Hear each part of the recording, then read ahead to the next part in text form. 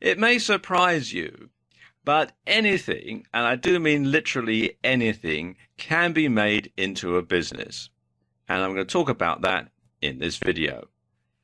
Now, if you want to be a successful entrepreneur, you have to either be the best or be the first at whatever it is that you're going to do.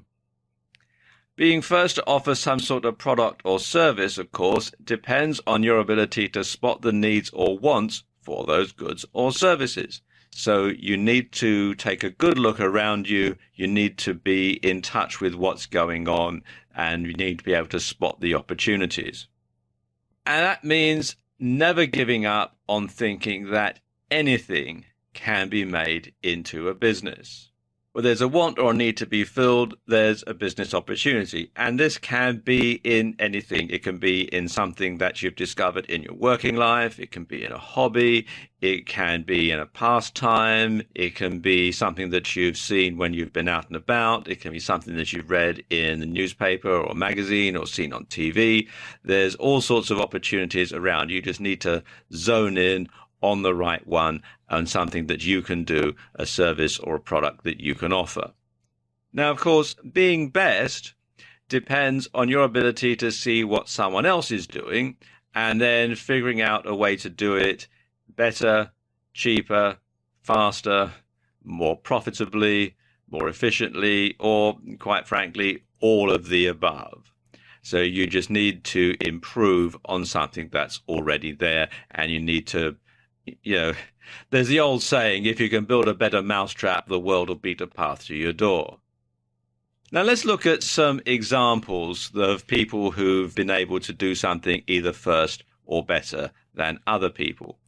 And let's look at some examples from the online world first of all. And the first example is Mark Zuckerberg. Now, Mark Zuckerberg co-founded Facebook while he was still a student at Harvard University. And legend has it that he set up this as a way that guys could rate girls online. And the thing was loosely based on a printed publication that's used in some private schools in the US, where they have a photograph of the student, they list some details about them, they list hobbies and that sort of thing, and also contact details. And although it's known by various different names, lots of people refer to it as the Facebook because it's got pictures of people's faces in it. And so he started this, he put it up online. Harvard University's servers crashed because so many people were trying to get online and look at it. And he released it to the wider world, and the company is now worth nearly $245 billion. So there you go. You can see that Mark Zuckerberg was first in some ways. He was first to put this online, but he also saw something that he'd come across in the past and was able to do it better and more efficiently. Now, our next entrepreneur is Ben Silbermann.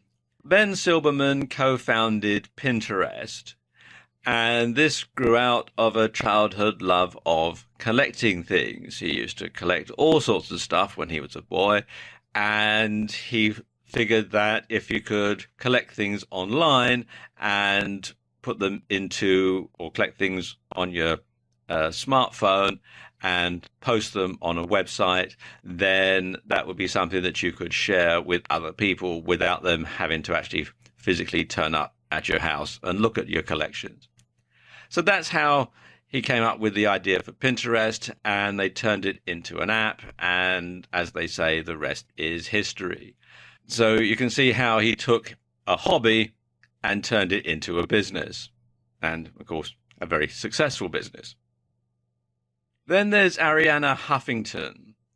Now, Arianna Huffington launched the Huffington Post in 2005, and it was an overtly liberal and left-wing outlet and an alternative to news aggregators such as the Drudge Report, which tend to be fairly right-wing. And so she wanted to really set a balance. And it's become probably the world's most successful online newspaper. I don't know whether you can actually call it a paper because it is online, but it is one of the most successful online newspapers. And it was the first online publication to win a Pulitzer Prize. And so it is now taken very, very seriously by the world in general. And of course, it started out as a blog and then moved on to becoming a much more serious publication. So again, you see, she saw a need, she saw a way to fill it and simply scaled things up. Now let's look at some offline examples, because the same principles from the offline world can also be applied to the online world as well. Now, our first offline entrepreneur is arguably one of the world's most famous and successful entrepreneurs, and that's Sir Richard Branson. And he started his first business selling records by mail order at cheaper prices than record stores. And he knew that teenagers, because the market was mainly aimed at teenagers, presented a ready market and they didn't have a lot of money. And then his business grew from there to actually recording his own records. I think Mike Oldfield's Tubular Bells was the first one that was released on the Virgin label. And he's gone on now to found goodness knows how many different businesses, because he's been able to take the skills that he's acquired from running one business, applying it to the next. So see, he saw a need, he saw a want, and he just simply came up with a way to fill it. And finally, of course, there's Thomas Edison. Now, Thomas Edison developed many devices that greatly influenced life around the world. And he held 1,093 US patents in his name, as well as many patents in the United Kingdom, France, and Germany. And Thomas Edison really changed the world. You wouldn't be watching this video right now if it wasn't for Thomas Edison, because he invented sound recording. He also set up one of the first commercial electricity generating companies in the world. He showed that it was possible to distribute electricity to households and to businesses. So really, by being able to harness electricity and show that there was a demand for it, he changed the world. But, of course, all this comes with a word of caution. Just because something can be made into a business doesn't mean that you should make it into a business.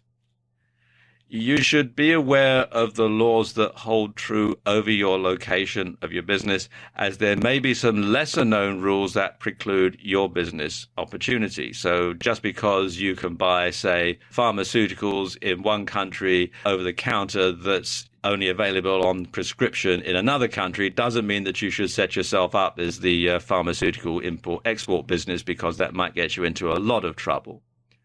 You should also avoid starting businesses on things that you cannot see any possible growth in. So if you look at something and think, yeah, this might make a good business, but then when you start to work through your business plan, you can see that it's not going to go anywhere, then really you don't want to waste your time on it. Because a bad idea is a bad idea, and it won't get you any customers no matter how long you wait.